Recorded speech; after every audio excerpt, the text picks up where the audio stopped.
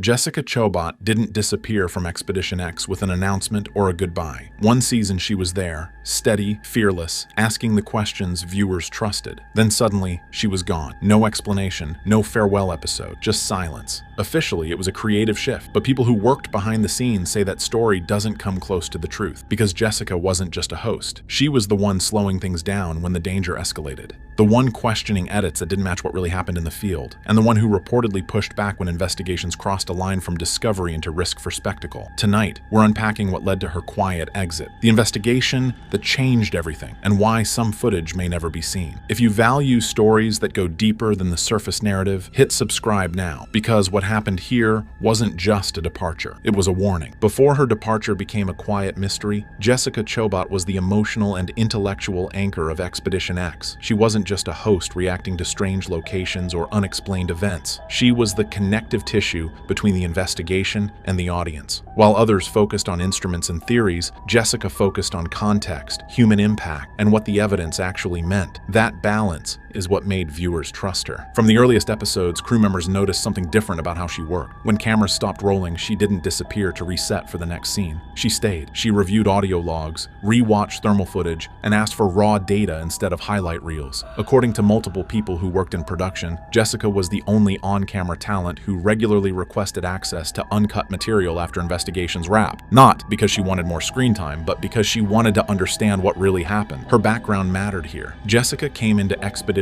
X with years of experience in investigative media, not just paranormal entertainment. She understood how easily a narrative could drift away from facts once editing began. That awareness made her cautious in ways others weren't. She often questioned whether a reaction shot truly reflected the moment it was attached to, or whether an equipment malfunction was being framed too mysteriously for what it actually was. This didn't make her difficult. It made her precise. Crew members have said she rarely raised her voice or caused confrontation. Instead, she asked quiet, uncomfortable questions. Why did this cut remove the evacuation discussion? Why wasn't this safety concern mentioned on camera? Why does this moment feel bigger in the edit than it felt in real time? As the show gained popularity, those questions became more frequent and more inconvenient. Jessica believed the strength of Expedition X wasn't fear, but credibility. She wanted the audience to feel uncertainty without manipulation, tension without exaggeration. That philosophy shaped her on-screen presence. Calm, grounded, observant. She didn't need to dramatize the unknown. She respected it. But that same commitment began to place her at odds with the direction the show was quietly moving toward. Because as ratings grew, so did the pressure to escalate. And Jessica was standing directly in the way of that escalation. What started as dedication would soon be viewed as resistance. And that resistance, whether she realized it or not, was already putting her on the outside. As Expedition X grew in popularity, the tone of the series began to shift in subtle but important ways. What had started as a careful investigation-first program slowly leaned toward faster pacing, higher stakes, and moments designed to feel more intense on screen. To most viewers, the change was almost invisible, but behind the scenes, it was impossible to miss. Production meetings increasingly focused on energy, impact, and payoff.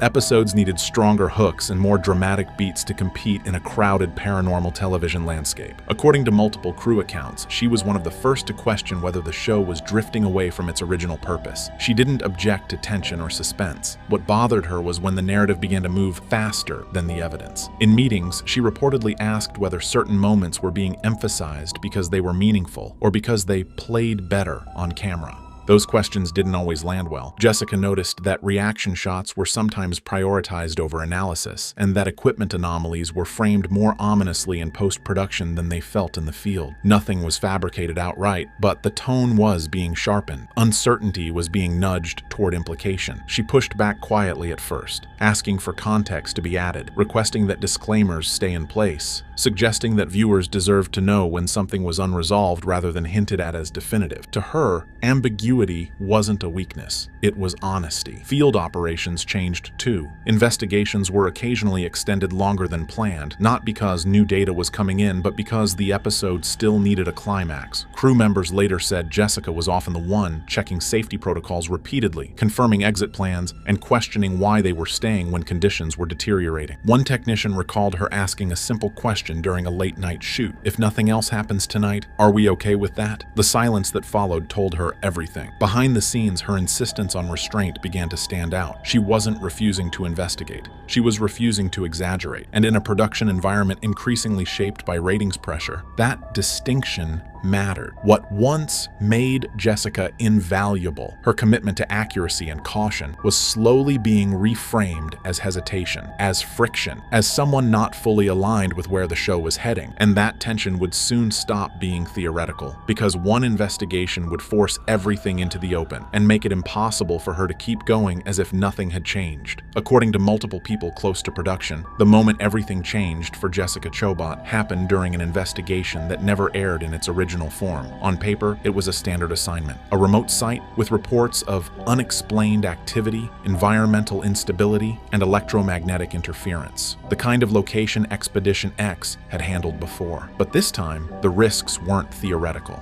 From the start, Jessica expressed concerns about the environment itself. Structural instability, unreliable communications, and a lack of clear emergency access made the location unusually dangerous. She flagged the site as high risk and requested additional safeguards before filming continued. Those requests were acknowledged and then quietly deprioritized. The pressure to proceed came down to one thing. The episode needed something to happen. As the team moved deeper into the investigation, equipment began behaving erratically. Readings spiked without explanation. Audio feeds dropped in and out. Crew members later described sudden dizziness, disorientation, and a strange sensation of pressure that none of them could easily explain. While these moments were unsettling, what disturbed Jessica most was how quickly they were reframed as atmosphere rather than warning signs. At one point, a piece of equipment failed in a way that caused a brief but serious safety incident. No one was badly hurt, but it was close enough to leave an impression. Jessica was reportedly the first to call for a pause, insisting they stop and assess before continuing. Cameras were still rolling. Later that night, she reviewed the raw footage alone. What she saw didn't match how the incident was being discussed. Thermal anomalies appeared in the same moments the equipment failed. Audio distortions coincided with physical effects on the crew. Whether it was environmental, technical, or something unknown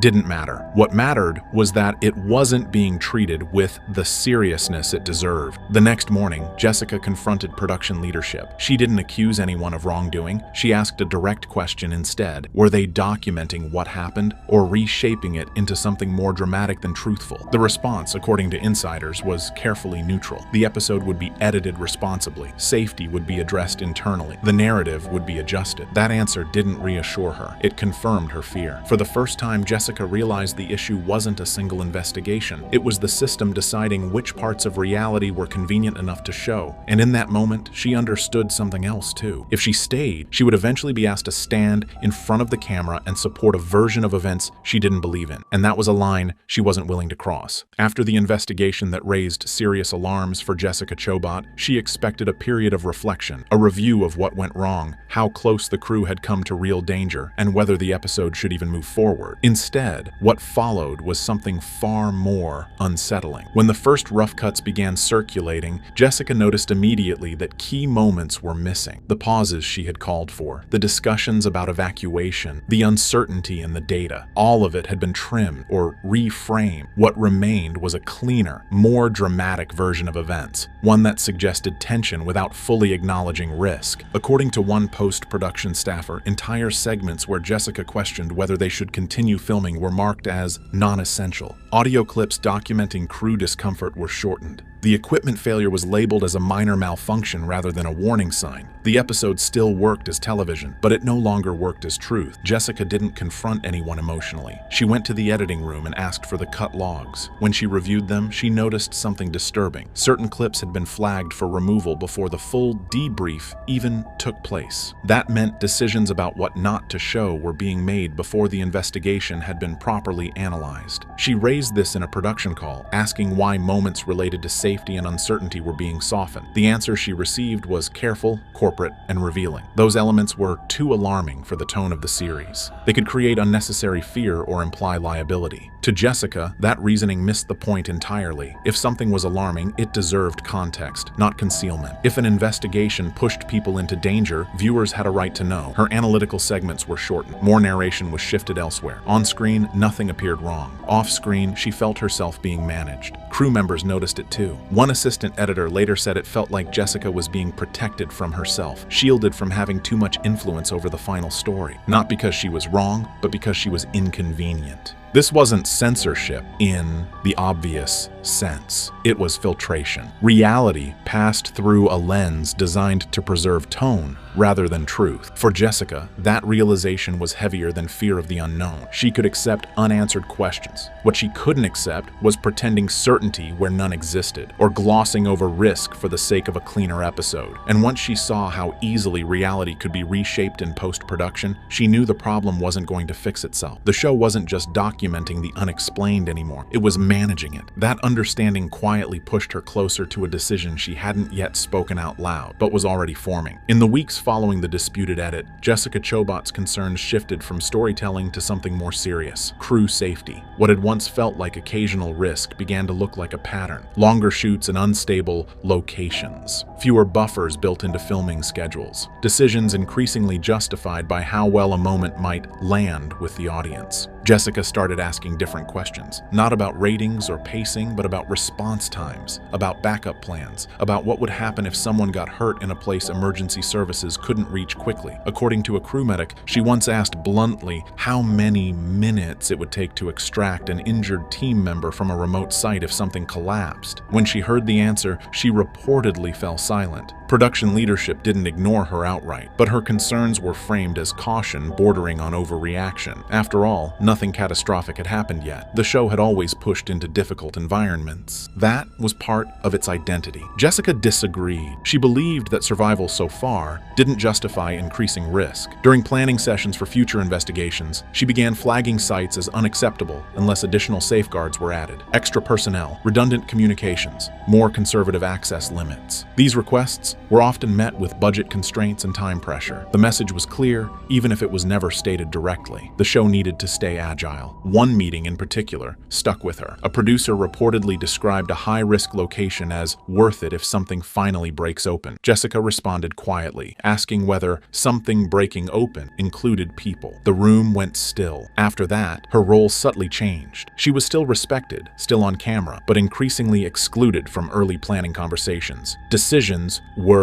being made before she entered the room. By the time she raised concerns, the logistics were already locked in. Crew members later said it felt like two priorities were colliding. One side focused on discovery and responsibility, the other focused on momentum. What made this moment critical was that Jessica wasn't asking to stop investigating. She was asking to slow down when the line between exploration and danger blurred. To her, the unknown deserved respect, not pressure. Privately, she began confiding in a small number of colleagues that she felt the show was approaching a breaking point, not because of what they might find, but because of how far they were willing to go looking for it. That tension wasn't dramatic. It was quiet, professional, controlled, and that's what made it so dangerous. Because once safety becomes negotiable, the decision to step away stops being emotional. It becomes inevitable. The moment Jessica Chobot realized she couldn't continue didn't happen during a dramatic confrontation or a dangerous incident in the field. It happened in a conference room. During a routine production briefing for an upcoming investigation, logistics were being finalized for a remote location with known structural instability. Jessica had already reviewed the latest environmental assessments and flagged the area as high risk. She recommended additional personnel and stricter limits on how far the team should go once inside. The response she received wasn't hostile. It was procedural. The budget wouldn't allow it. The schedule couldn't support delays. The team would adapt as needed. Then someone said it. The investigation needed proximity. The episode needed stakes. Jessica didn't argue. She listened, and in that moment, she understood that the calculation had shifted. Risk was no longer something to be minimized. It was something being weighed against entertainment value. Later that evening, she returned to her hotel and began organizing her notes. Not dramatically, methodically. Field journals, emails, planning documents. She drafted a message requesting a pause in filming until safety standards and narrative boundaries could be reviewed. When the response came back, it was polite and firm. The show was moving forward. That was enough. Jessica didn't walk away out of fear or frustration. She walked away because staying would mean accepting a system where caution was treated as an obstacle. obstacle. She wasn't willing to be the face of something she couldn't stand behind. 2 days later, she made the call. She would step back from filming. No public conflict, no accusations, just a line drawn quietly and permanently. And with that decision, Expedition X lost more than a host. It lost the person who had been asking whether the mission was still worth the cost. Jessica Chobot's departure didn't create chaos overnight. It created silence. On the surface, Expedition X continued. Episodes aired, investigations moved forward. Viewers were told it was a normal transition. But behind the scenes, crew members say the atmosphere shifted immediately. Meetings grew shorter. Safety discussions became streamlined instead of thorough. Decisions that once involved debate now moved quickly, often without pushback. Several longtime staff noticed that the questions Jessica used to ask were no longer being asked at all. Why are we pushing deeper? What happens if this goes wrong?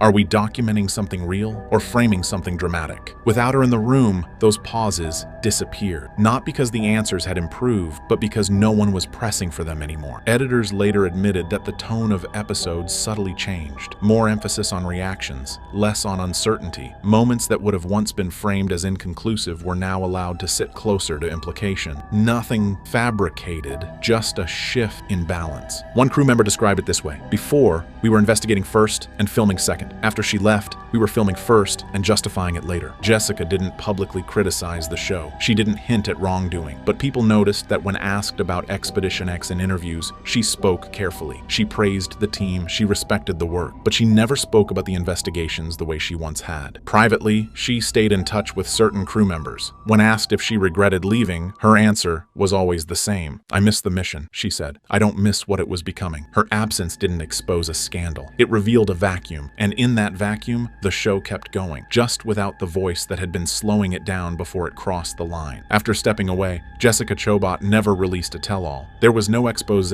no podcast tour, no dramatic reveal, but people close to her say the most important things she discovered were never meant to become public footage anyway. During her final seasons, Jessica began privately documenting moments that didn't make it into episodes, not because they were unbelievable, but because they were uncomfortable. Times when the data didn't match the narrative, when equipment failures were ordinary, but later framed as something more, when fear was amplified not by the unknown, but by editing choices. She believes some mysteries lose meaning the moment they're pushed too hard. One former field researcher said Jessica kept a separate notebook during investigations, not for theories, but for boundary, places where she felt continuing would cross from exploration into provocation. She rarely spoke about it openly, but she made quiet notes when she felt the team was pressing an environment too aggressively, or when local warnings were treated as atmosphere rather than information. There was one investigation she reportedly refused to reshoot segments for, not because something terrifying happened, but because nothing happened at all. The readings were flat, the environment was stable, and she felt recreating tension would be dishonest. That footage was eventually reshaped without her involvement. That moment stuck with her. Jessica wasn't afraid of the unknown. She was wary of certainty, of pretending to understand things that might never offer clean answers. To her, the real danger wasn't what lurked in the dark. It was what happens when curiosity becomes entitlement. After leaving, she told a colleague something that never aired anywhere. Some places don't need to be solved. They need to be respected. What she refused to put on camera wasn't evidence. It was the moment when exploration turns into intrusion. And once she felt that line had blurred, she knew stepping away was the only honest choice left. Jessica Chobot didn't leave Expedition X with accusations or controversy. She left with restraint, and that restraint is exactly why her departure still echoes through the show today. In an industry driven by escalation, walking away quietly is often more disruptive than making noise. Jessica didn't expose secrets. She didn't leak footage. She simply removed herself from a process she no longer believed could stay honest. That choice forced an uncomfortable question, not just for the show, but for the entire genre. How far should investigation go before it stops being investigation? Since her exit, paranormal television has continued to grow louder, faster, and more extreme, higher stake, bigger claim, less patience for uncertainty. In that environment, Jessica's absence feels deliberate, almost instructional. She showed that credibility isn't built by chasing answers at any cost. It's built by knowing when to stop asking.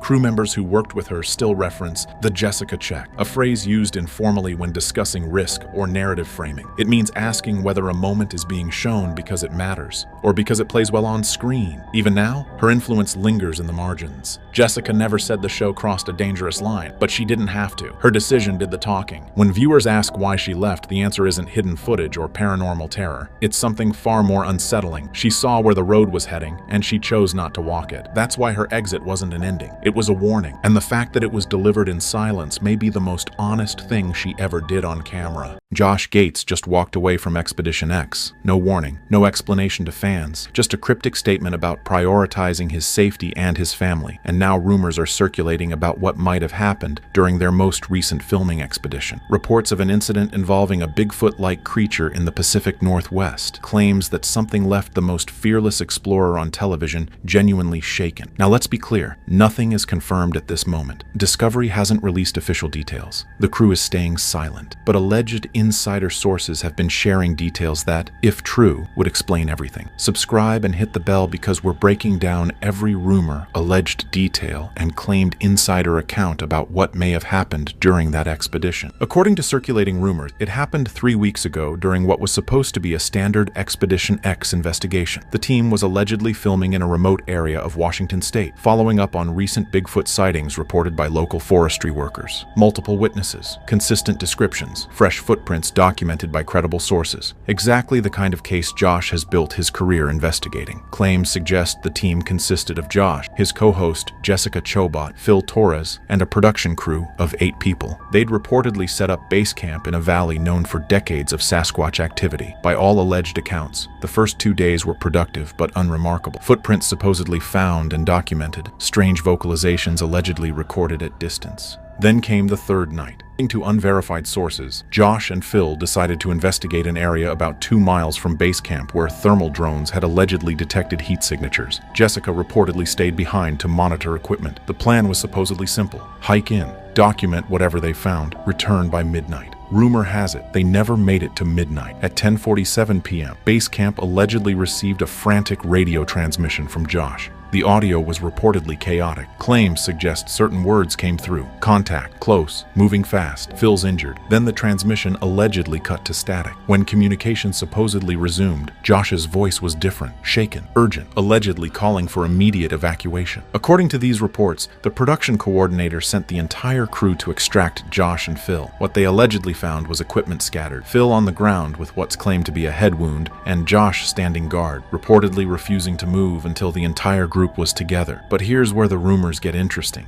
The cameras were allegedly still rolling. Everything that supposedly happened was reportedly captured on multiple devices. And what those cameras allegedly captured, according to anonymous sources claiming to have seen footage, would be the most compelling Bigfoot evidence ever recorded, if true, if any of this actually happened. And these rumors suggest Josh Gates, a man who's spent 2 decades exploring over 100 countries, investigating everything from lost treasures to paranormal phenomena, decided he's done. Not with television, not with exploration, but allegedly with putting himself in situations where he might encounter something like what was reportedly in those woods, because according to these unconfirmed claims, whatever he supposedly saw wasn't a mystery to be solved. It was a threat to be survived. We need to be clear, we haven't seen this footage ourselves. Discovery allegedly has it locked down tight, but we've heard from sources claiming to have viewed it, and their descriptions, if accurate, are disturbing. What follows is based on those unconfirmed accounts. The footage allegedly begins normally, Josh and Phil hiking through dense forest at night. Standard narration, Phil supposedly scanning with thermal imaging. Around the 18-minute mark, Phil allegedly gets a thermal hit, something large, approximately 400 yards ahead. They reportedly discuss approaching, and Josh makes the decision to close the gap carefully. As they allegedly get closer, the thermal signature supposedly becomes clearer, upright, bipedal. At approximately 200 yards, sources claim the figure stops and turns toward them. Not slowly, but deliberately. Phil allegedly says, "I think it knows we're here." Josh's rumored response, "Good, let's see if it'll show itself." This is allegedly when things go wrong. Instead of fleeing, the thermal signature reportedly begins approaching them, fast. Sources describe the speed as terrifying given the dense terrain. Josh supposedly makes the call to back out immediately. They start retreating, but the figure allegedly keeps gaining ground. Then comes what sources describe as a vocalization, allegedly loud, complex, and close. Both men visibly react according to claims, stopping their retreat. In those seconds, the gap supposedly closes to within 50 yards. Then, according to reports, an object flies past Josh's head. A rock, later identified as approximately softball-sized, allegedly impacts a tree with enough force to embed in the bark. Both men allegedly go to ground,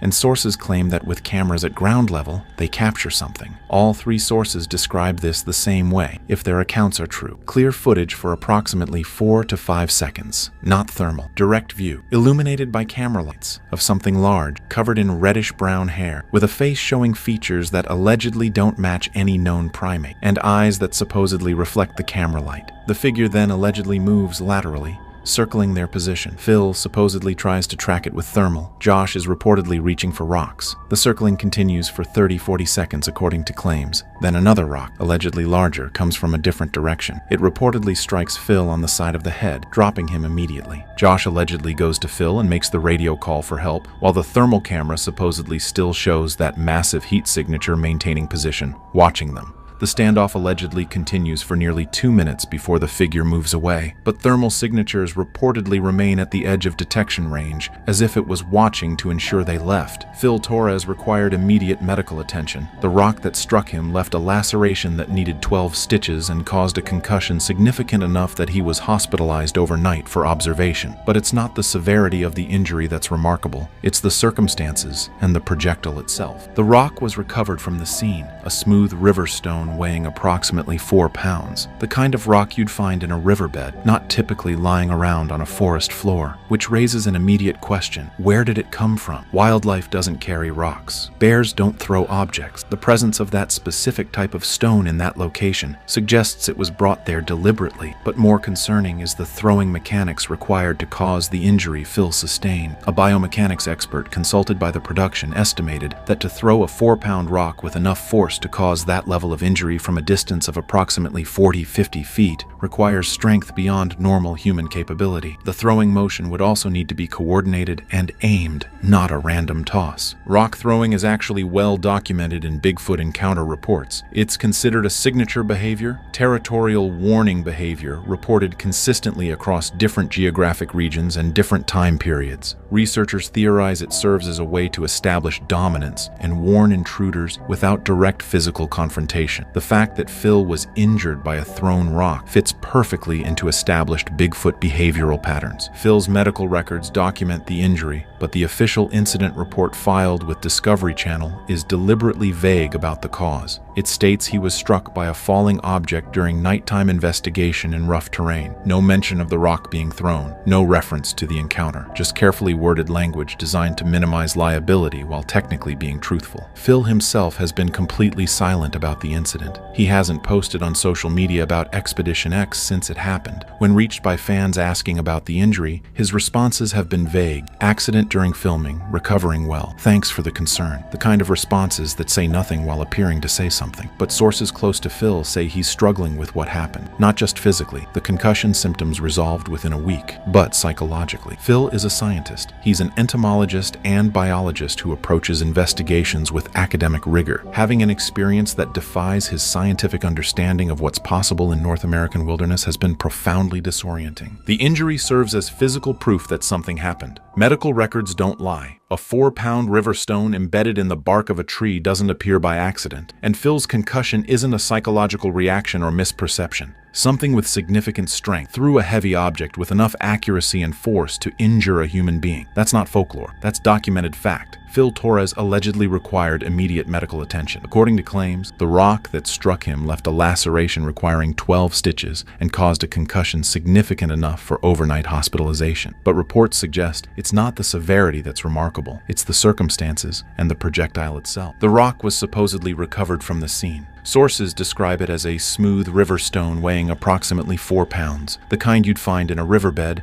not typically on a forest floor, which allegedly raises an immediate question: where did it come from? Wildlife doesn't carry rocks. Bears don't throw objects. But according to rumors, what's more concerning is the throwing mechanics required. A biomechanics expert allegedly consulted by production estimated that throwing a 4-pound rock with enough force to cause Phil's injury from 40-50 feet requires strength beyond normal normal human capability. The throw would also need to be coordinated and aimed, not random. Rock throwing is actually well documented in Bigfoot encounter reports, researchers note. It's considered signature territorial behavior reported consistently across different regions and time periods. If true, the fact that Phil was injured by a thrown rock fits perfectly into established Bigfoot behavioral patterns that have been claimed for decades. Phil's alleged medical records document the injury, but sources claim the official incident report filed with Discovery is deliberately vague. It supposedly states he was struck by a falling object during nighttime investigation in rough terrain. No mention of throwing, no reference to any encounter, just carefully worded language designed to minimize liability.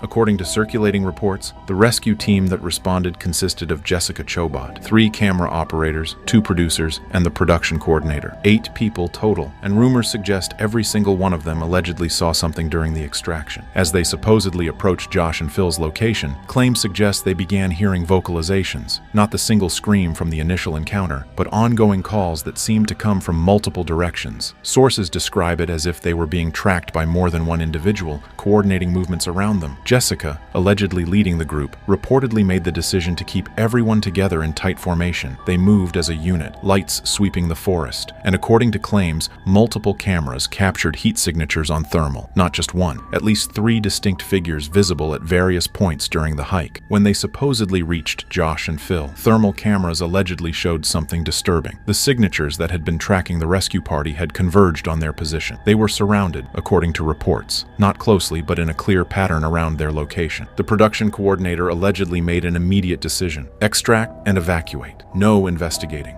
They helped Phil up and started back, and claims suggest those thermal signatures paced them the entire way back, maintaining distance but clearly following. Multiple crew members allegedly reported seeing eyeshine, eyes catching light at distances and heights that suggested something large. Not deer, not bears, something else watching them leave, if these accounts are to be believed. One camera operator, supposedly speaking anonymously, described it as the most frightening experience in 15 years of filming. Not individual moments, but the totality, the coordinated behavior, the persistent following, the sense that they were being allowed to leave rather than escape. Josh Gates has been remarkably quiet about his specific reasons for leaving Expedition X. His official statement was brief: "After much consideration, I've decided to step away from Expedition X to focus on other projects and spend more time with my family." Standard departure language that reveals nothing. But according to rumors, people close to Josh tell a different story. The alleged Washington State incident supposedly shook him in ways previous close calls never did. Reports suggest he keeps asking, what if Phil had been killed? The rock that allegedly struck him could have hit differently, could have caused a fatal injury. And Josh has 2 young children at home, a wife who reportedly worries every time he goes on expedition. Claims suggest there's also a philosophical component. If Bigfoot exists, these rumors say, it's not just an exciting discovery, it's potentially a predator, a territorial animal with capabilities that make it genuinely dangerous. And sources allege Josh realized that chasing that mystery isn't adventure anymore. It's risk he's supposedly no longer willing to take. According to these unconfirmed reports, Josh isn't retiring from television or exploration. He's allegedly still hosting Expedition Unknown, which focuses on historical mysteries and archaeological investigations. But claims suggest he's done with active paranormal investigation that involves going into remote areas looking for creatures that might pose serious threats. If these rumors are accurate, Discovery Channel allegedly finds itself in an unprecedented situation.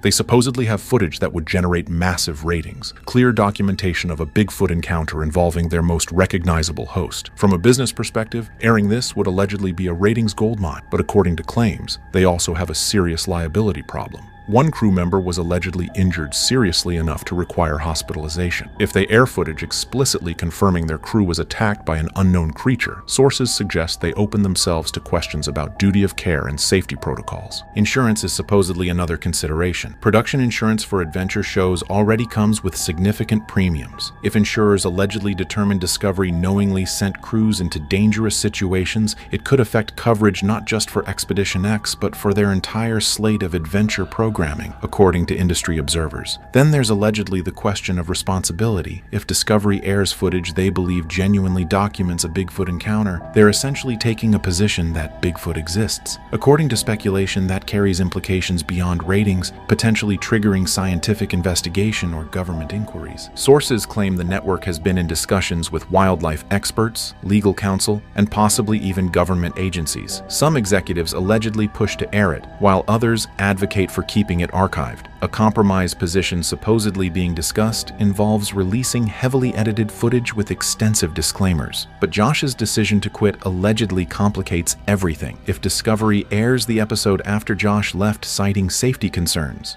it creates a narrative that the network prioritized ratings over host safety, according to media analysts. Josh's departure supposedly gives him leverage in how this footage might be presented. The current status, according to rumors, is that Discovery has delayed the entire season. The official explanation is production schedule adjustments, but speculation suggests they're buying time to figure out how to handle this alleged episode and what it means for the show's future. As of now, if this footage exists, it allegedly remains in Discovery's possession, unaired and inaccessible. According to claims, multiple parties have requested access. Bigfoot researchers have supposedly offered to sign NDAs. Scientists have allegedly expressed interest in analyzing the thermal imaging. Even government wildlife agencies have reportedly inquired. Discovery has allegedly refused all requests. The official position, according to sources, is that any footage is part of ongoing production. But rumors suggest the network simply hasn't decided what to do with it. Legal counsel is supposedly advising caution while executives weigh risks and benefits. Some researchers allegedly argue Discovery has a moral obligation to release footage this significant if it exists and is as compelling as claimed. Keeping it suppressed would prioritize corporate liability over potential scientific advancement. But the counter-argument is that Discovery owns any footage and has every right to make business decisions about release. There's also supposedly the question of physical evidence. The rocks allegedly thrown were reportedly collected. Phil's medical records supposedly document injuries from a thrown object. Crew members allegedly provided statement. All of this evidence would exist independent of video footage, but without Discovery releasing it to researchers, it remains isolated and unverifiable, according to claim. Leaks are theoretically possible. If the footage exists on multiple hard drives and has been viewed by numerous people, someone could potentially release it anonymously,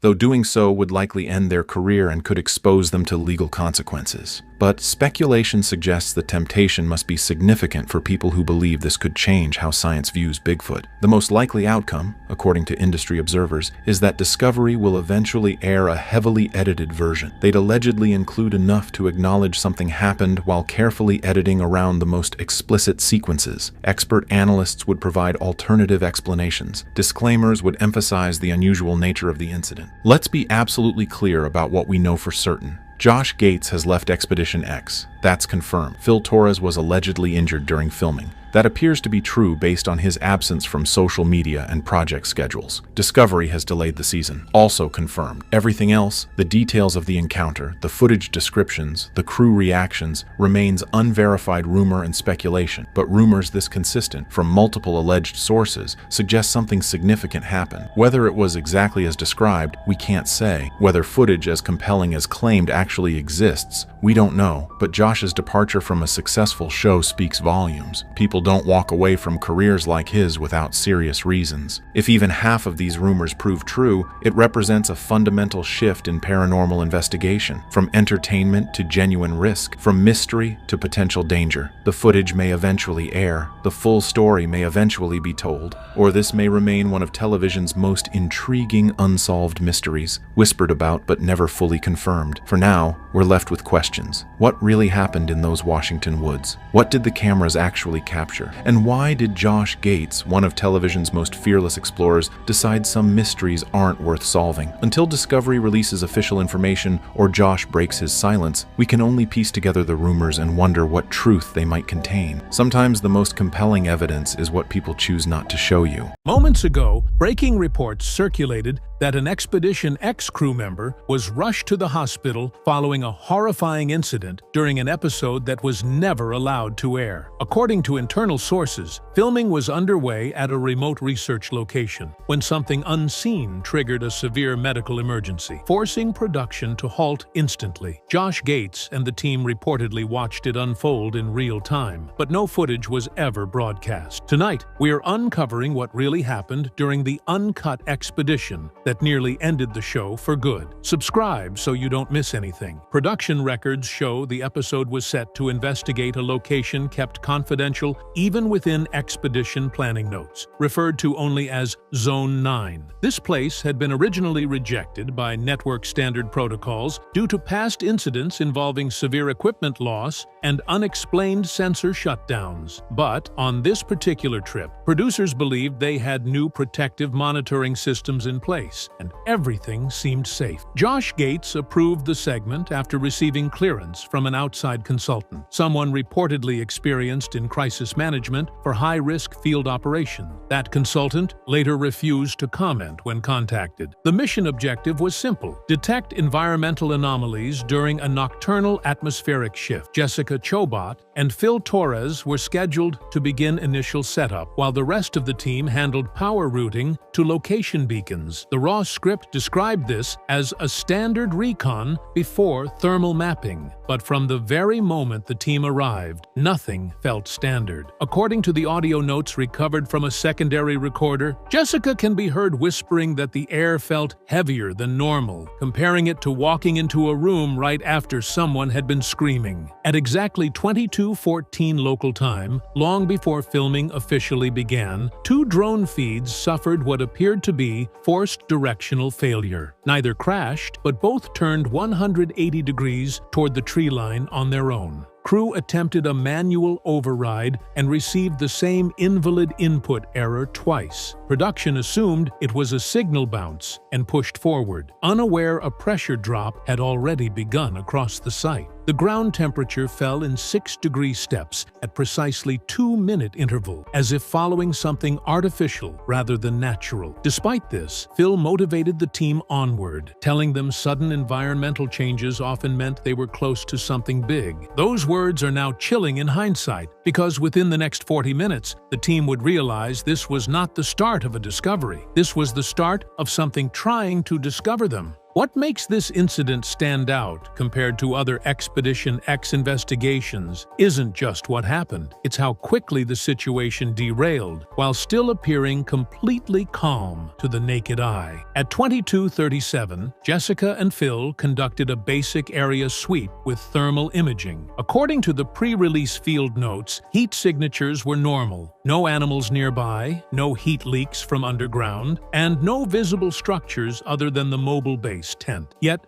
the audio capture shows Jessica pausing mid-sentence and asking, "Are you hearing that? Because I don't know what I'm hearing." The sound logs reveal nothing abnormal. Her microphone didn't pick anything up. Seconds later, a motion alert triggered on camera 3 near the tree line, positioned roughly 20 yards from the monitoring tent. The recorded visual showed branches bending as if something large passed through. But the thermal overlay indicated no biological heat source, meaning whatever disturbed the vegetation had no identifiable body temperature. Phil initially wrote it off as air pressure change, citing that wind speeds had climbed. But that explanation quickly fell apart when a simultaneous sensor spike registered on the opposite side of the clearing, far from any wind exposure. Then the team noticed something no one could immediately explain. The live biometrics feed from one crew member showed an abrupt heart rate acceleration, jumping from 72 to 121 in under 3 seconds, despite him standing still and showing no outward signs of panic. He later claimed he felt like someone was standing directly behind him, breathing. In post-analysis, that same biometric feed displayed duplicate timestamps, identical minute and second entries with different heart rate values, an impossible data anomaly, suggesting the equipment was either malfunctioning or that environmental interference affected time tracking. The crew laughed it off at the moment, unaware that this was the first clear sign the expedition would not just fail, it would leave someone seriously injured before sunrise. The turning point came at 23:04.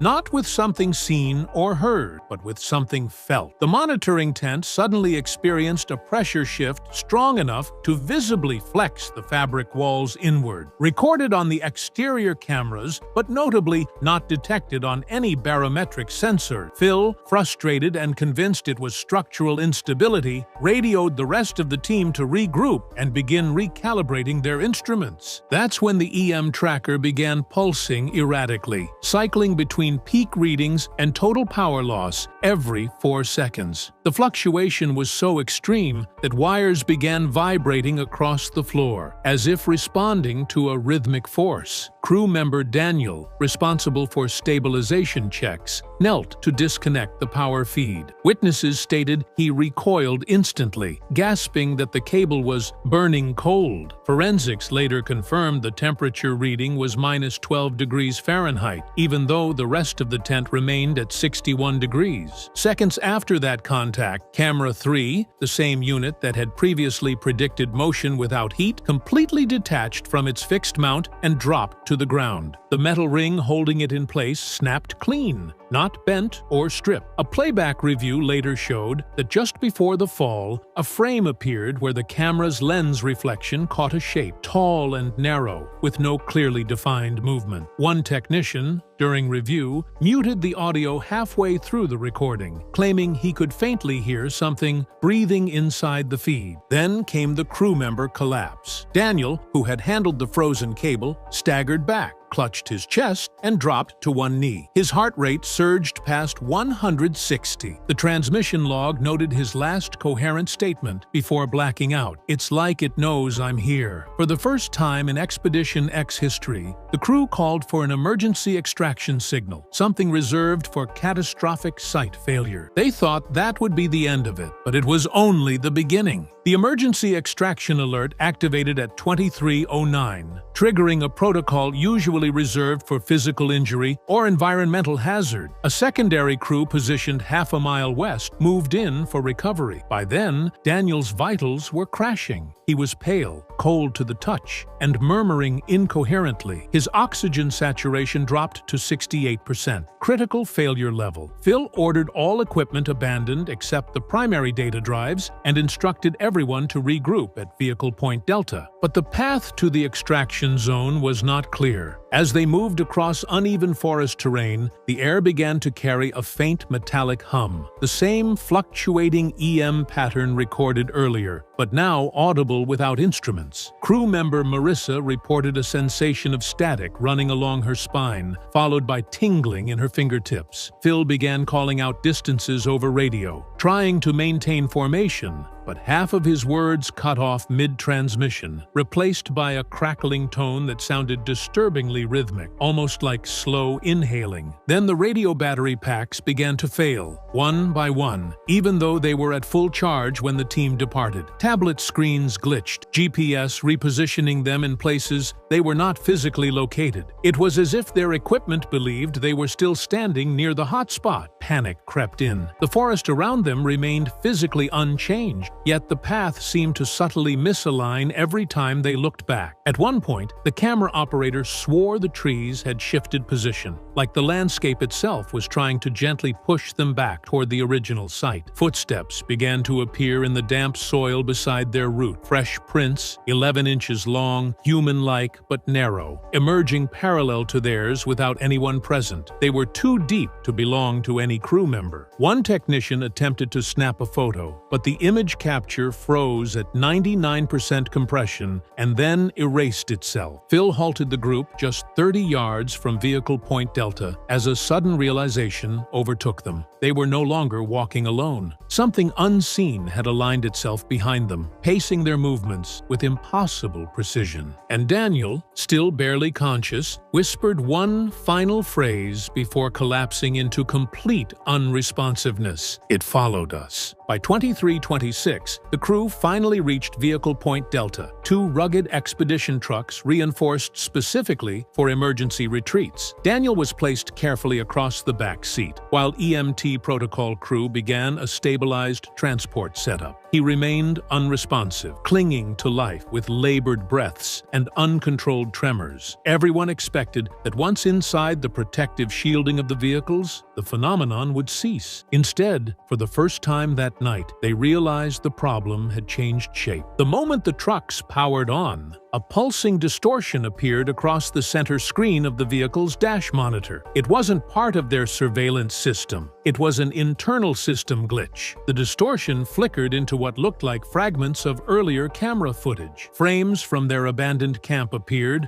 overlaid with topographic grid lines that did not match any terrain they had crossed. It wasn't recorded. It was being generated in real time. Marissa quickly disconnected the external drives, fearing live contamination, but the pulse continued through vehicle software. Even the secondary ignition computer stalled for 3 seconds, displaying a single corrupted file name, docrep-v2 retry. The file didn't exist in storage logs. It was coming from memory systems that never touched field hardware. One by one, their digital panels began relaying unprompted data, audio clips of their own voices captured during previous expeditions, yet subtly wrong. In one clip, Phil's voice asked if the subject was stable, a phrase he never spoke. In another, Daniel's voice whispered, "It already knows what we think." He had never said that out loud. Further disturbance came when emergency telemetry in Truck 2 began rapidly replaying crew biometrics with latency, as if reading signals from several minutes in the future. Daniel's vitals displayed a pulse rate sharply decreasing before EMT sensors detected it. This preemptive reading proved horrifyingly accurate 7 minutes later. Phil made the call. No more electronics. The trucks went into manual override. All data drives were isolated inside Faraday bags. But as they sped toward base camp, quieter but no less alarming anomalies continued. The radio chirped spontaneously, not with static, but with breathing, slow, deliberate, patterned. Only then did Marissa mutter what no one wanted to admit. "It's not stuck in the hot spot. It's traveling with us." Daniel arrived at St. Francis Regional at 1:14 under priority intake. Listed as a neurological trauma patient, the ER team expected hypothermia or exposure to environmental toxins. What they encountered instead forced them to initiate a report deemed abnormal sensory distress, cause undetermined. The first red flag appeared during preliminary vitals. Daniel's pulse, previously irregular, stabilized to a calm rhythm, only to spike erratically whenever someone came within 3 feet of his bed. Nearly every nurse and technician experienced momentary disorientation when approaching. One reported a ringing pressure in the head, like being underwater. A respiratory specialist briefly forgot which hand held the oxygen mask. Medical imaging escalated confusion. The CT scan showed no brain trauma, no signs of viral or parasitic invasion, yet the system flagged an anomaly in the temporal lobe, pixels that registered motion despite the image being static. Technicians recalibrated the machine 3 times. The anomaly remained. Neurologist Dr. Ramirez noted the reading resembled not internal damage, but interference, like something external was trying to interact at the point of cognitive recognition. His statement was never officially added to the report. At 1:47, while preparing for MRI evaluation, Daniel regained partial awareness. He did not open his eyes, but his voice emerged abruptly, fragmented. "Not in here. Walls. Listening." The words sounded strained, almost defensive. A nurse asked what he meant, but Daniel suddenly convulsed. For roughly 8 seconds, the heart monitor displayed no numerical readout, only static lines, while every overhead light dimmed simultaneously throughout the trauma wing. No emergency generator activated, and yet power returned, without any electrical record marking an interruption. Security footage from the hallway outside Daniel's room captured staff reacting to the dimming lights. But inside the room, the camera feed cut out for exactly 81 frames. When playback realigned, Daniel's bed had shifted 3 inches toward the wall. His limbs remained positioned as before, with no detectable movement in between. That was when hospital staff asked Expedition X members if they had encountered electromagnetic exposure. Phil hesitated before answering. "No," he said. "It wasn't the environment. It was following him." Once Daniel was stabilized under observation,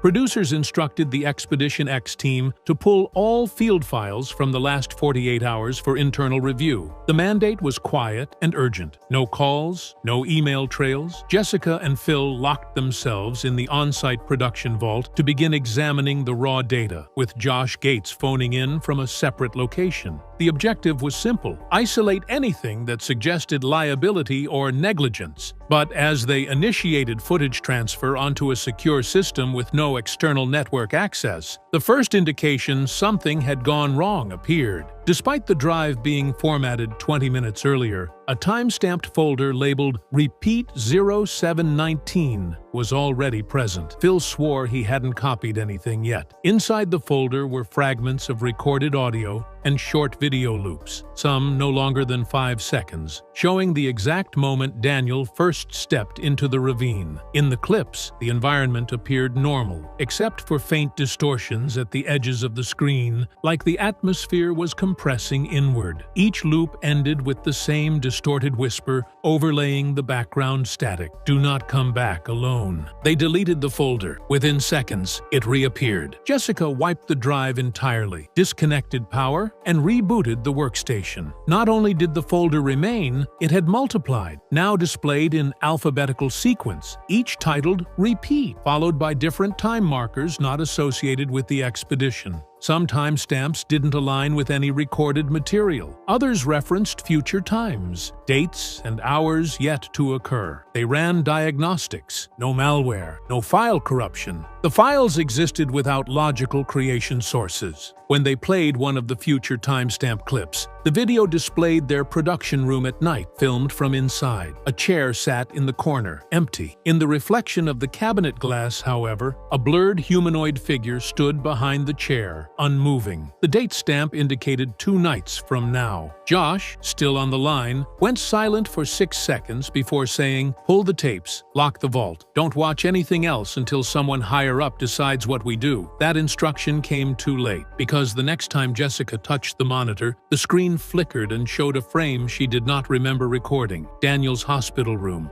The same whisper. It followed him. By the following morning, the atmosphere on site had completely shifted. Jessica arrived at base camp visibly shaken, clutching a printed copy of one of the future timestamp scenes. According to field logs, she didn't sleep. Phil had already contacted internal safety advisors, filing a detailed incident report that described Daniel's collapse as neurological trauma, possibly induced by environmental interference. The team pushed to suspend all filming immediately and return equipment to headquarters for full technical analysis. They argued that if the anomaly somehow affected physiological harm, the crew could be in imminent danger. That request lasted less than 15 minutes. The network's executive liaison joined the call and dismissed the stop-work proposal. According to Jessica's later interview, the exec stated directly that the footage could represent the highest engagement point in the show's history, and hinted that they were already drafting a teaser for upcoming episodes. The fact that the physical injury occurred mid-expedition only made the episode more compelling. Phil immediately objected, reminding them that Daniel was under medical care and might face lasting cognitive damage. The response? "You're being emotional. This is the risk of immersive investigation. Audiences understand that." The team was furious. Josh Gates, patched into the call from Los Angeles, reportedly went silent for several moments before firmly repeating the request to halt the expedition entirely. The network escalated instead, citing contractual obligations and insurance coverage, and instructed them to complete the last 3 field segments before withdrawal. They even assigned a remote marketing representative to begin condensing the hospital incident into potential promotional cuts, ignoring objections from medical staff. Jessica later admitted the most chilling part wasn't the exec's decision. It was the slight audio glitch that occurred right after the call ended. The power flickered inside the production tent. Every camera indicator light turned red for 3 seconds, as if they all started recording simultaneously, unprompted. When techs tried to review that moment later, no cameras registered having captured anything at all. That's when Phil quietly said, "It knows we're still here." And nobody disagreed. Daniel remained unresponsive for nearly 12 hours after being airlifted to a temporary treatment facility outside the forest zone. Medical tests failed to show signs of concussion, infection, or seizure. His vitals were stable, yet he wouldn't wake. It wasn't until late afternoon, just as the team packed gear to leave, that he suddenly opened his eyes. He didn't seem confused or disoriented, but disturbingly calm.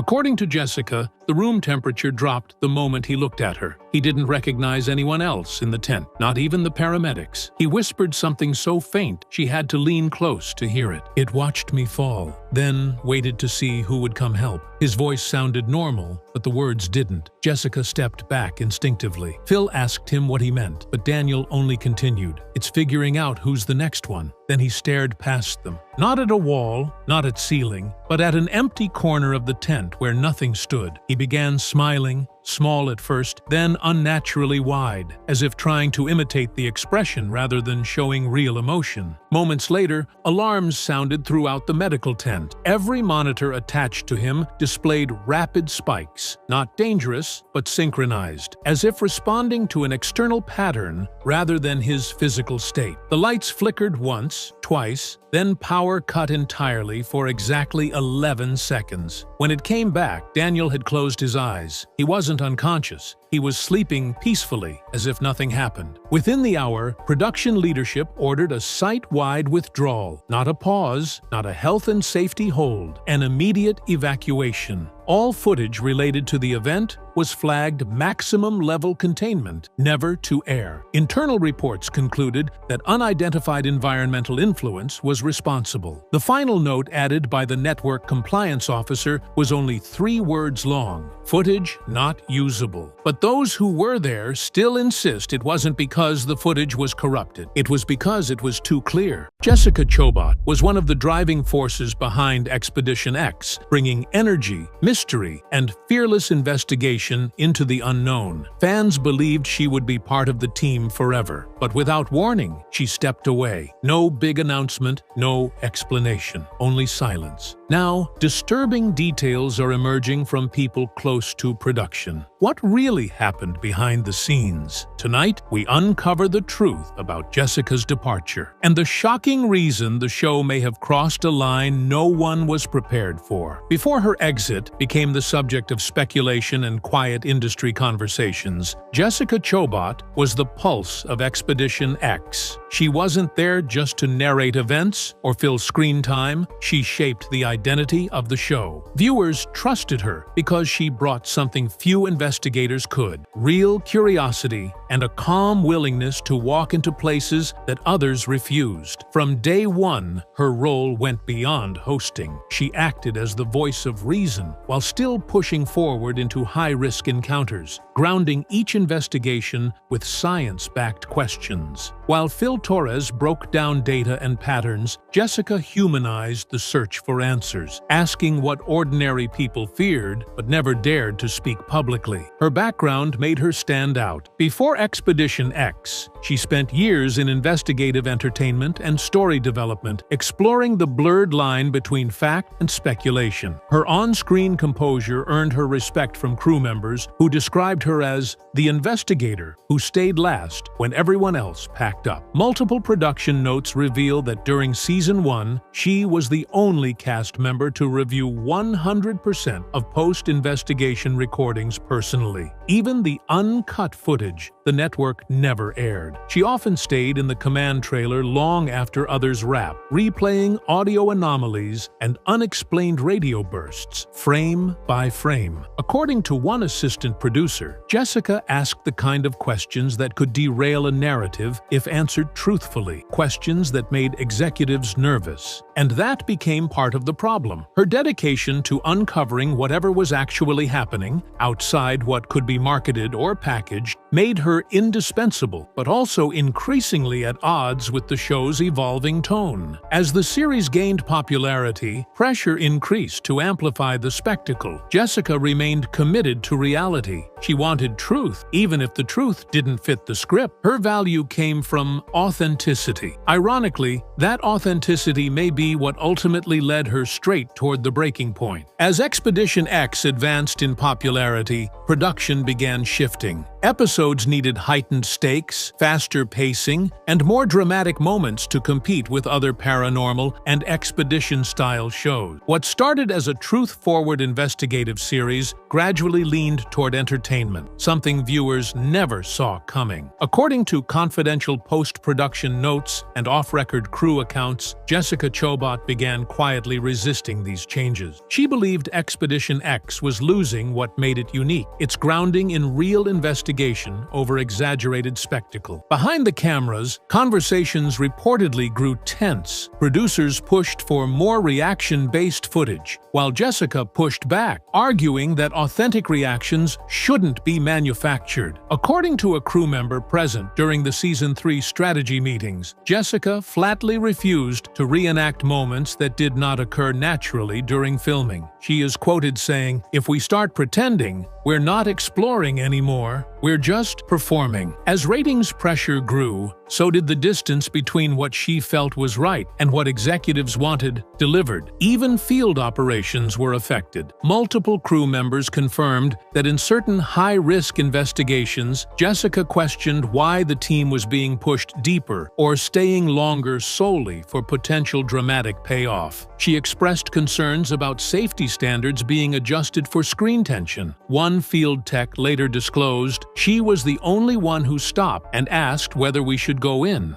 not just whether we could. That didn't sit well with people focused on the numbers rather than survival. Rumors began circulating that something more was bothering her. She would appear completely calm on camera, but off-screen became noticeably withdrawn before episodes involving intense or questionable investigative setup. She developed a habit of reviewing every safety protocol herself, often rechecking equipment without prompting. One crew member described it as someone preparing not just for an investigation, but for impact. The tension escalated when Jessica began raising direct concerns during executive review calls. She insisted that several anomalies shown publicly were misleading due to selective editing. The more she spoke up, the more isolated she became within the leadership structure. This wasn't just creative disagreement, it was the start of a revelation she was never supposed to share. According to multiple insider accounts, the breaking point began during the filming of an episode deep in the Pacific Northwest, one that was never aired in its original form. The team had traveled to investigate reported hauntings and electromagnetic disturbances linked to abandoned Cold War-era tunnels. The location had a history of structural collapses and unstable power sources, but executives reportedly pushed for extended filming after initial readings failed to produce dramatic results. Jessica argued strongly against pushing the team deeper, citing physical danger and lack of emergency support. Her concerns were dismissed as overly cautious. That night, the monitoring equipment began registering extreme magnetic fluctuation. Unlike previous investigations, these readings didn't match typical geological interference.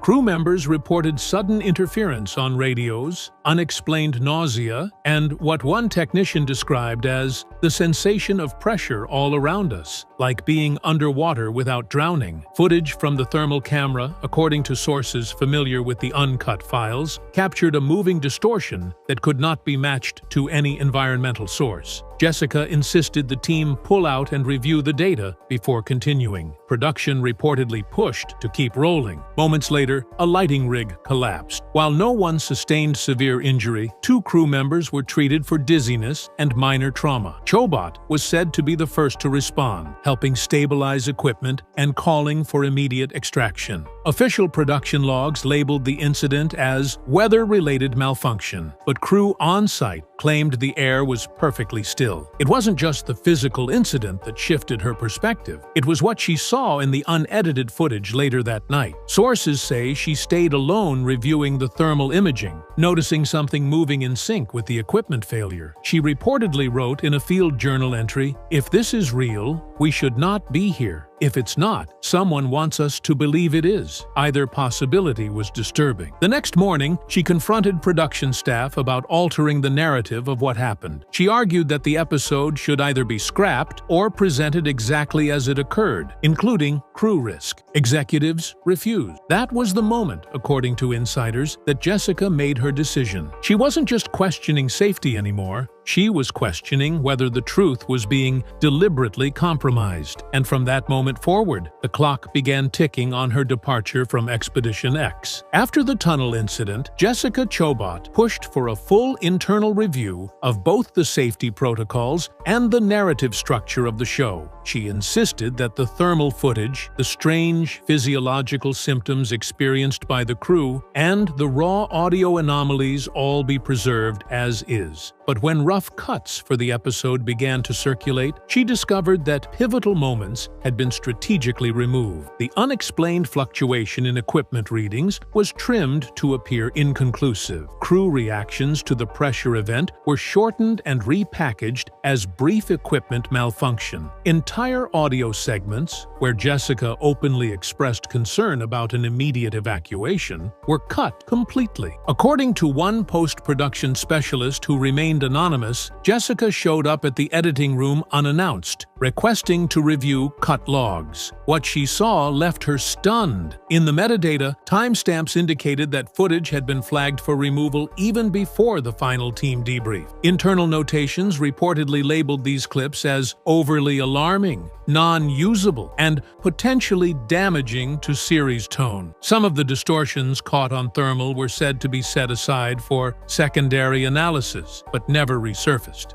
It was as if the truth was archived, said the specialist quietly. Not erased, just buried. When she brought the issue up in the following production meeting, her concerns were dismissed as unnecessary escalation. Executives allegedly argued that showing the incident in full could make the network look irresponsible or foster fear among viewers. Jessica's counterpoint struck a nerve. If what we're investigating is real, downplaying it is a lie. If it's not real, and we act like it is, that's worse. Her words reportedly caused a long silence across the conference line. From that moment on, she was not just seen as cautious, but as a risk. Several crew members later confirmed that future scripts began subtly reducing her airtime during analytical segments. She was instructed to focus more on narration, while Phil Torres handled data-driven clarification. This restructuring was interpreted by some as an attempt to control how much of her skepticism made it onto camera. Word began spreading internally. Jessica was becoming too factual, too serious, and not in line with evolving direction. Behind closed doors, it was called a style shift, but according to those closest to her, she recognized it as something far more worrying. An effort to soften reality. She didn't leave because she stopped believing in the investigation. She left because the show stopped believing in the truth. In the months that followed the tunnel incident, the divide between Jessica Chobot and upper production widened beyond creative differences. According to internal messages referenced by a crew member, she repeatedly pushed for more transparency regarding field risks and for documentation to reflect the reality of what crews endured during extreme investigations. She warned that failure to report situations accurately could result in serious injury, or worse. Those concerns were quietly acknowledged but ultimately minimized for being overcautious and disruptive to episode pacing. Then something changed. Her concerns stopped being about filming and started focusing on people. While reviewing upcoming expedition plans for a season finale episode supposedly centered around airborne luminescent phenomena in an uninhabited region of the Arctic Circle, she noticed serious safety compromises. The location was listed as mostly stable, yet the latest geological assessments noted deep fracturing beneath the ice shelf, unstable satellite communication zones, and high electromagnetic interference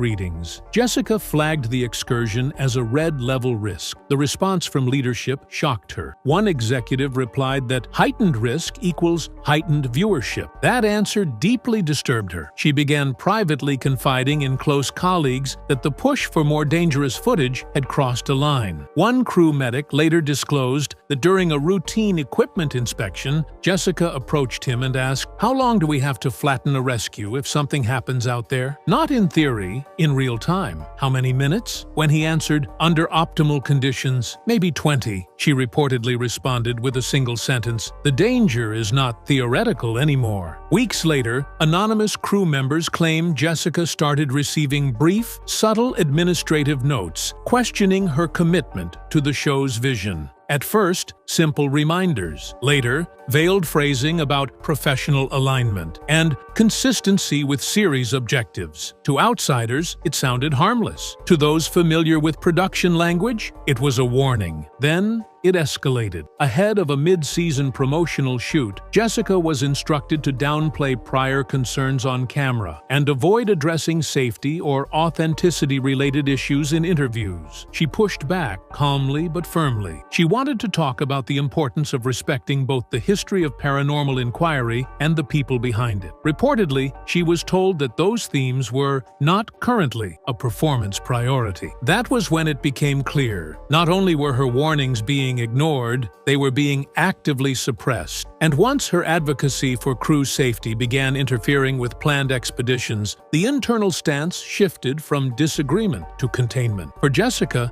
that was no longer a creative difference. That was a line drawn in the sand. It didn't happen in a dramatic confrontation. There was no screaming, no ultimatums. The moment Jessica Chobot truly decided she couldn't stay on Expedition X came during a routine prep briefing at the Los Angeles production office. The team was reviewing logistics for the next major shoot, a multi-week investigation in a remote mountainous region where locals claimed unexplained ground tremors were linked to an abandoned Cold War communications facility. Jessica had already flagged concerns about seismic instability in the area, citing a recent geological survey that warned of potential structural collapse inside the facility. She also pushed for additional personnel, a second medic, a thermal imaging technician, and another safety coordinator. The production reply came back with a single line: "Budget won't support additional redundancy. Team must operate lean." During the briefing, one producer suggested using drones and remote cameras to avoid unnecessary entry into dangerous areas. Jessica agreed. But then another senior figure shut it down in front of everyone, saying,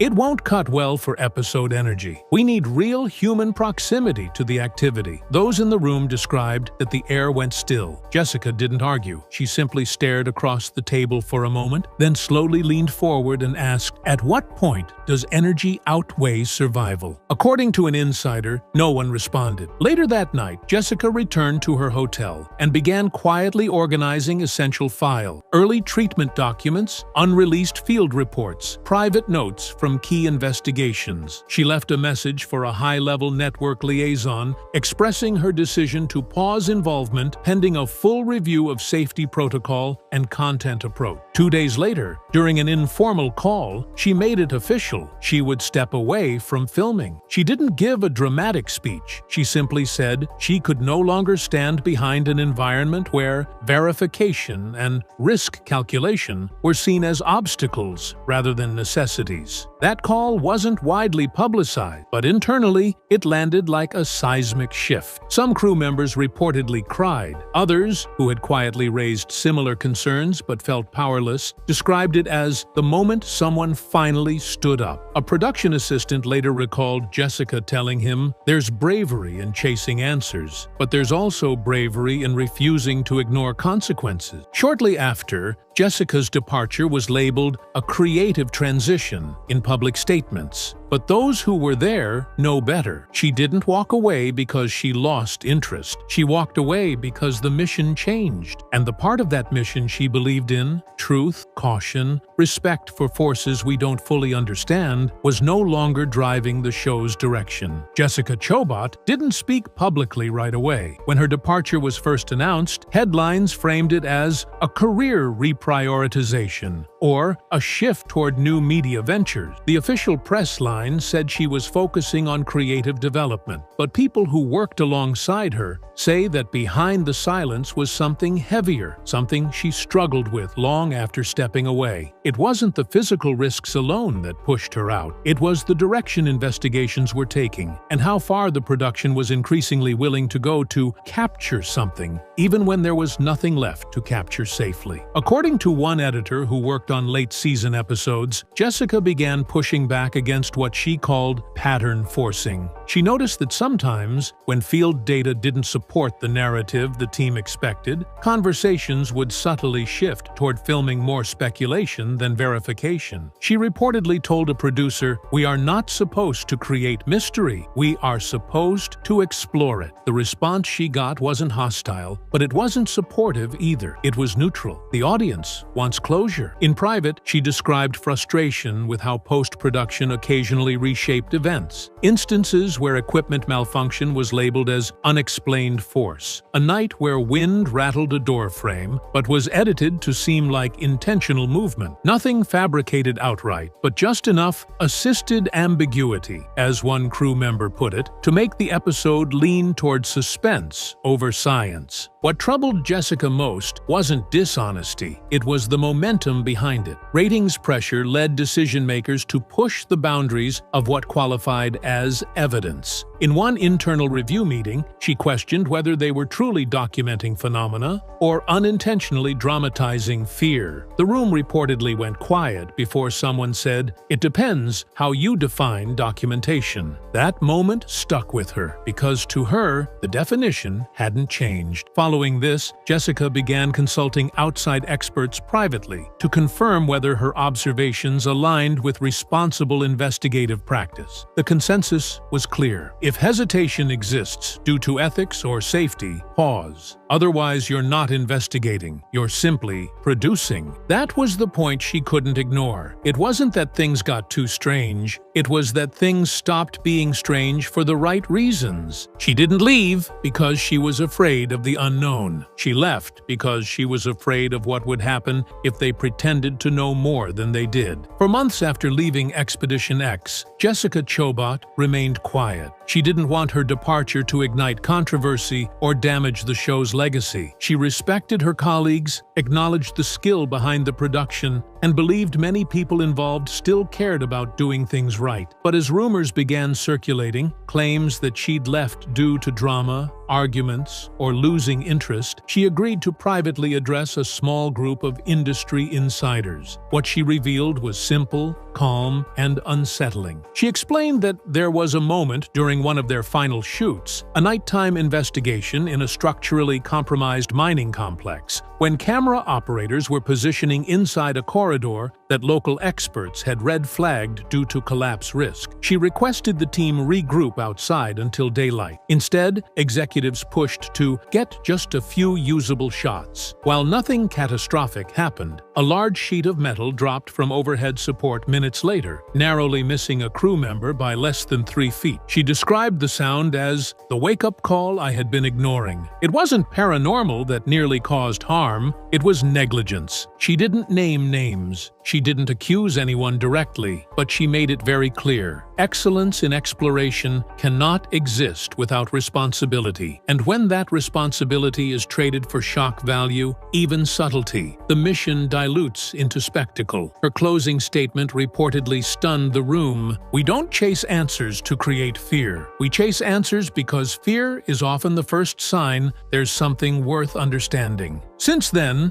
insiders say Jessica has been quietly consulting on responsible production guidelines for high-risk nonfiction programming. She hasn't ruled out returning to TV, but only if the format prioritizes reality over dramatization, safety over spectacle, and truth over trend. She isn't exposing Expedition X to tear it down. She's reminding future explorers what happens when the mystery becomes more important than the people chasing it. And that, according to those closest to the show, is the real reason Jessica Chobot walked away. Josh Gates is one of the most trusted names in exploration television. Host of Expedition Unknown for over a decade, executive producer of Expedition X, built his entire career on credibility and authenticity. Never controversial, always played by the rules. Until now. 2 weeks ago, reports emerged that Josh Gates leaked footage from a banned Expedition X episode. Footage Discovery Channel refused to air. Content too disturbing for television.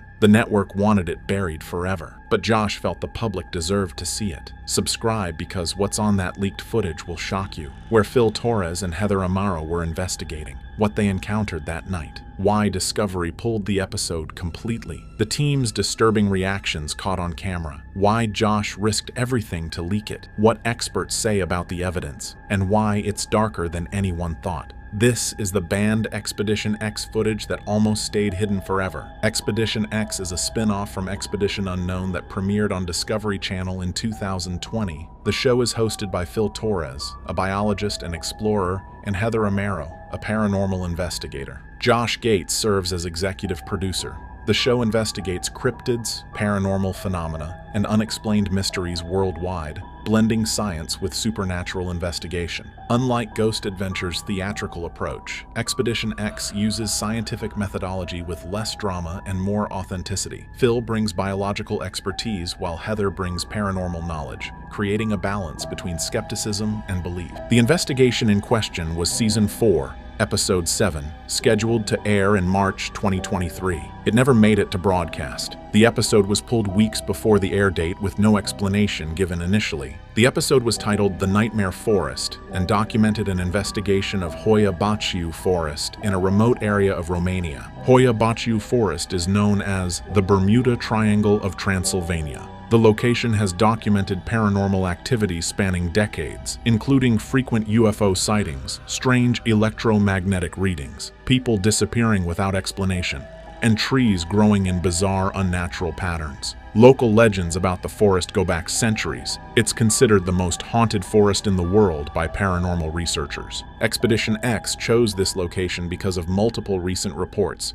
hikers experiencing lost time, strange lights photographed repeatedly, constant equipment malfunctions, and locals refusing to enter the forest entirely. It was perfect for investigation. Phil was interested in potential environmental factors, while Heather focused on the paranormal history. The team assembled included Phil Torres as lead investigator, Heather Amaro as co-lead, a full production crew, a local Romanian guide who remains anonymous, and a Romanian paranormal expert consultant. They planned a 5-night investigation with state-of-the-art equipment documenting everything. The planned episode followed standard Expedition X format: research phase interviewing locals, initial daytime exploration, nighttime investigations, evidence analysis, and conclusions drawn. They expected a normal hour-long episode with nothing particularly unusual. What actually happened was catastrophic. The investigation went horribly wrong on night 3. Something was encountered in that forest. The crew was placed in genuine danger. The equipment captured everything on camera. The footage was too disturbing for broadcast standards. Discovery pulled the episode immediately and wanted all footage destroyed permanently. When footage was sent to Discovery Channel editors for standard review, they began assembling the episode, but immediately flagged serious concerns. Senior producers were called in. The legal team was consulted. Network executives watched the raw footage. A decision was made quickly and definitively. This episode would never air. Discovery's official statement cited content too intense for audience, potential liability issues, genuine safety concerns documented, and not appropriate for broadcast. The vague corporate language told viewers very little, but the message was clear: the episode was permanently dead. The specific issues were unprecedented. The footage showed crew members in genuine distress with panic attacks caught on camera. Screaming and terror were documented extensively. This wasn't typical paranormal show drama where investigators act scared for ratings. This was real fear and real trauma. The content was too intense to be considered entertainment. It crossed the line from investigation to survival documentation, and the network couldn't ethically air it. Legal liability concerns were massive. The crew had been put in a genuinely dangerous situation. Proper safety protocols weren't followed. Medical attention was required for multiple crew members. Psychological trauma occurred and was documented. Workers' compensation claims were possible. Insurance issues arose. Discovery was exposed legally. Airing the episode would be admitting negligence and inviting lawsuits. The content violated Discovery's broadcast standards. The network has specific limits on violence and disturbing content. This footage exceeded those limits significantly. What was captured on camera was too graphic and too real. It wasn't entertainment anymore, but rather a documentary of trauma that couldn't be edited appropriately for television audiences. The unexplained elements made the network extremely uncomfortable. The footage shows things that cannot be explained by current scientific understanding. Equipment captured anomalies that challenge our comprehension of reality.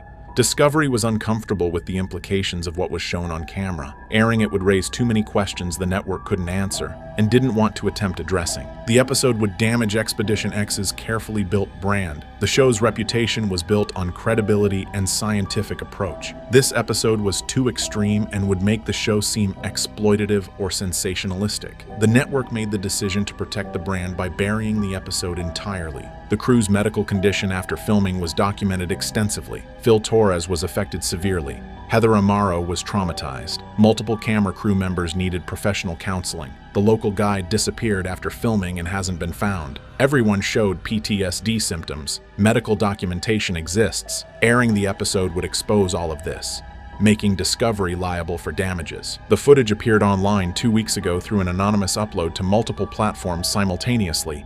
It's 17 minutes of raw footage that immediately went viral. Discovery tried removing it through copyright strikes, but the Streisand effect made it spread faster. It's now everywhere and cannot be stopped. The opening sequence shows the team entering the forest at night with Phil and Heather leading. Night vision cameras are active, and everything seems normal initially. There's casual conversation as they set up base camp and perform equipment checks. It's a standard investigation start that gives no hint of what's coming.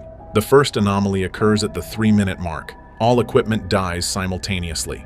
Cameras, radios, everything. The batteries were fully charged but all drained instantly. The team switches to backup gear, but the backup equipment dies too. Only one camera continues recording, capturing everything that follows. The atmosphere change is dramatic and immediate. Temperature drops drastically with visible breath suddenly appearing. It was 60 degrees Fahrenheit, but feels like 30 degrees within seconds. The forest goes completely silent with no insects, no wind, nothing. The unnatural quiet is obvious. The team notices immediately that something is very wrong. Phil's reaction at the 7-minute mark is telling. He suddenly stops walking and asks, "Did you hear that?" There's a sound like whispers coming from all directions. The language is unknown.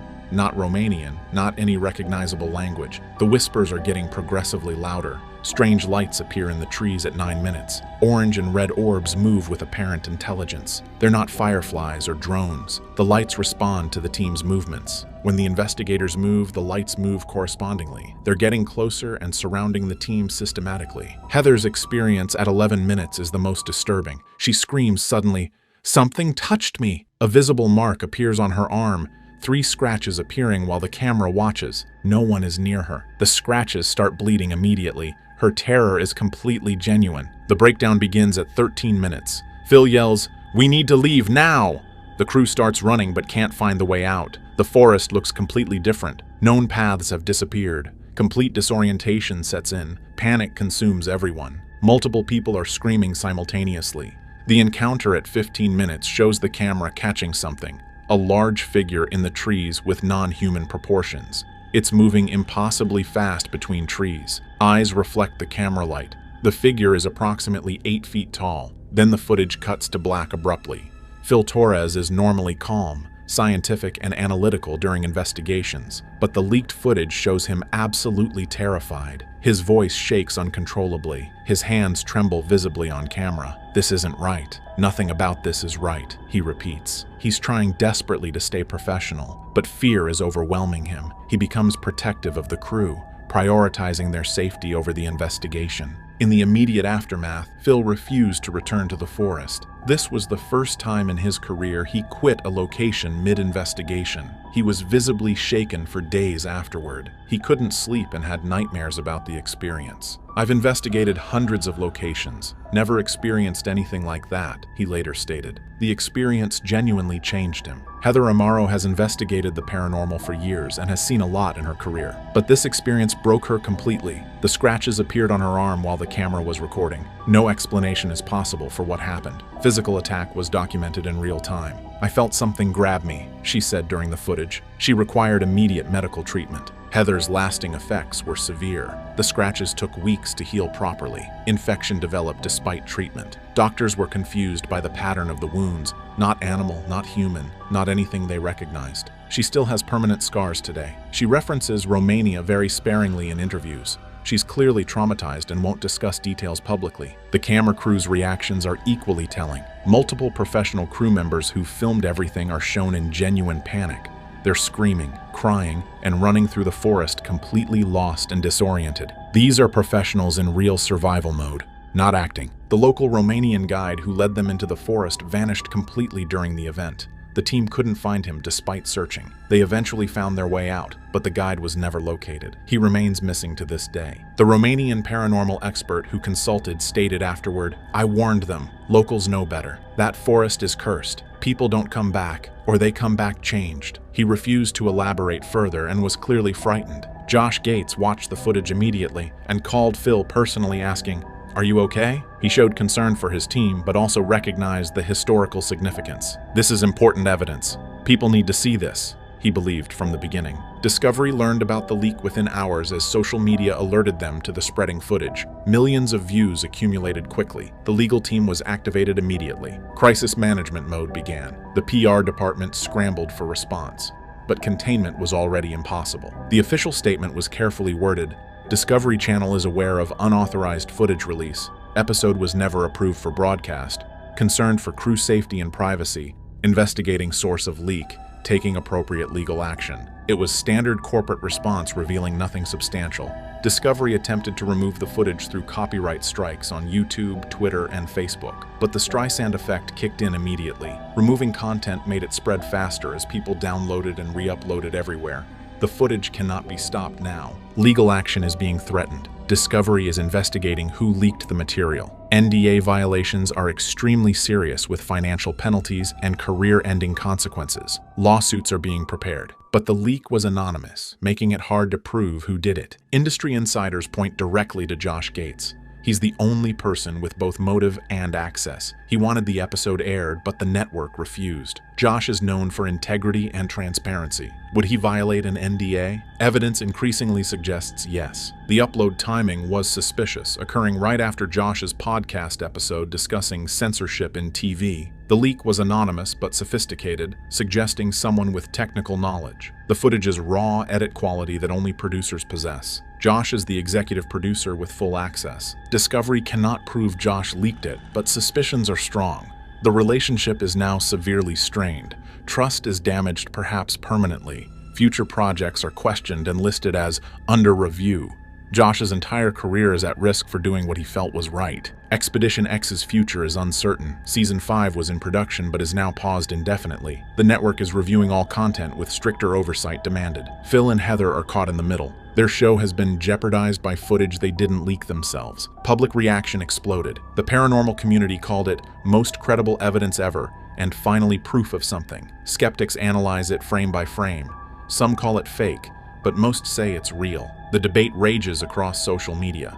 Everyone has an opinion, and mainstream media is covering the story extensively beyond just paranormal communities. Hoia Baciu Forest is located near Cluj-Napoca, Romania, covering roughly 250 hectares. Strange activity has been documented since the 1960s. The forest was named after a shepherd who disappeared there with 200 sheep. Neither was ever found, and the legend began. Scientific anomalies are extensively documented. Vegetation grows in bizarre, twisted patterns throughout the forest. A circular clearing exists in the center where nothing grows despite soil tests showing nothing wrong. Plants simply refuse to grow there. Electromagnetic readings are consistently abnormal. Compasses spin wildly and don't function properly inside the forest boundaries. Multiple disappearances are documented. People enter and vanish completely. Some are found days later with no memory of the missing time, a classic lost time phenomenon. Others are never found at all. Search parties actively avoid entering the forest because it's considered too dangerous. The UFO connection is well established. Frequent sightings occur with extensive photographic evidence. A famous 1968 photograph captured by a biologist shows a disc-shaped craft clearly. Multiple witnesses have reported objects that appear on military radar. The Romanian military acknowledges the sightings but cannot explain them. Paranormal reports are constant and consistent. Apparitions are seen regularly throughout the forest. Voice recordings capture unexplained sounds. Electronic voice phenomena occur frequently. Faces appear in photographs taken inside the forest. Physical sensations are commonly reported, including feeling watched, feeling touched, overwhelming fear, and physical illness afterward. Local Romanian beliefs run deep. People actively avoid the forest, calling it a portal to another world and gateway for demons. They believe it's cursed by ancient people based on indigenous legends predating Christianity.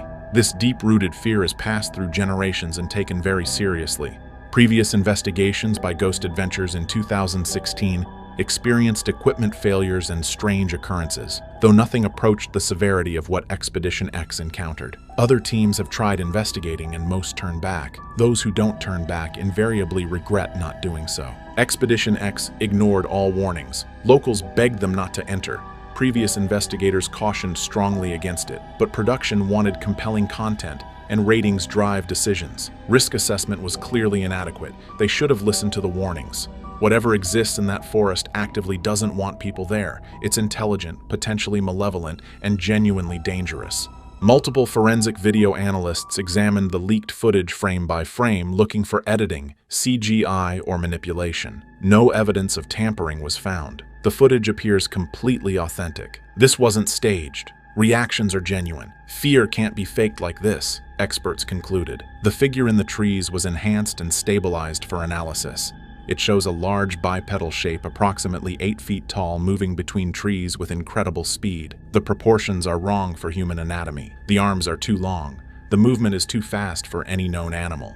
Analysis concludes it's consistent with unknown primate species. Photometric analysis of the lights revealed they're not conventional light sources. They're not drones, aircraft, or any known technology. No heat signature is detected. The lights move in physically impossible patterns while responding intelligently to human presence. Experts state no known explanation exists. Medical professionals examined Heather's scratch marks, 3 parallel marks with spacing suggesting a very large hand.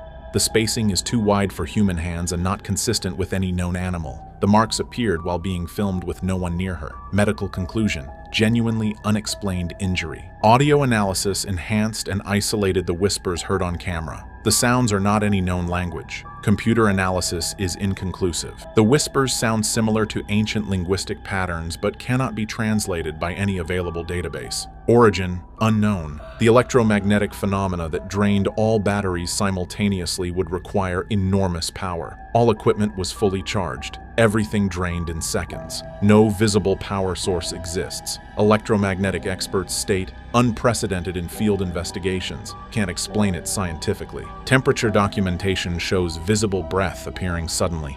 A temperature drop of 30 degrees Fahrenheit occurred in seconds, not gradually. No weather event explains it. The drop was localized to the team while surrounding areas were unaffected. Scientists conclude violates thermodynamics, shouldn't be possible. Phil Torres eventually commented publicly, "I'm a scientist.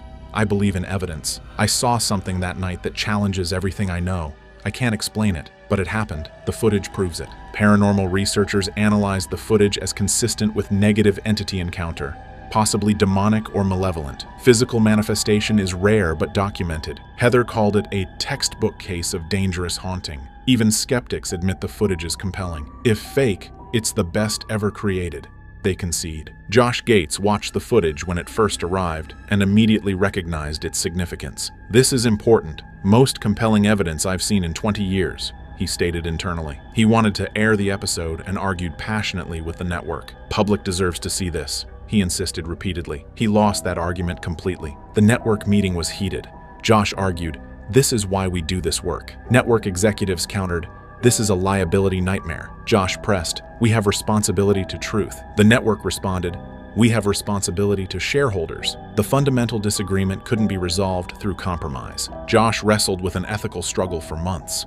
He had signed an NDA and given his word, but he also believes deeply in transparency. He built his career on credibility and authenticity. This footage proves something extraordinary exists. Hiding it felt morally wrong.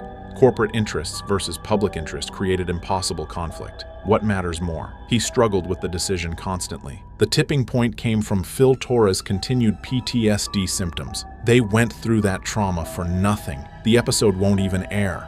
Their experience means nothing if buried, Josh realized. He felt responsibility to honor their experience by sharing the truth with the world. After the leak, Josh posted on social media, "I believe in transparency. The public deserves truth. Sometimes rules need breaking for the greater good. Whatever consequences come, I accept them." This statement basically confirmed he leaked the footage intentionally. The consequences he faces are severe. Discovery will likely sue for contract violations. Financial penalties are possible and substantial. His shows could be canceled entirely. Expedition Unknown is at risk. Expedition X is definitely affected negatively. His career could be completely over. Josh knew all of this before leaking. He did it anyway because some things are bigger than career.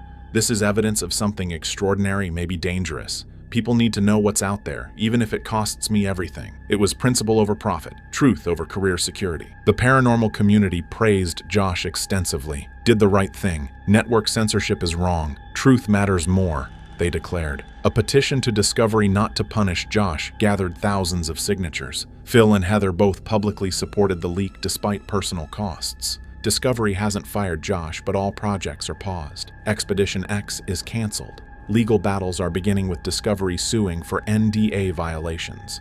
Josh's career hangs in the balance. The footage transformed the paranormal field, with universities studying it academically. Romanian authorities restricted access to Hoia Forest. The missing guide remains unfound. Josh is creating an independent crowd-funded documentary. Phil reflected, "That night changed me. I'll never go back. Some places should be left alone." The leaked footage sparked mainstream debate about what's being hidden and whether the public deserves truth regardless of corporate interests.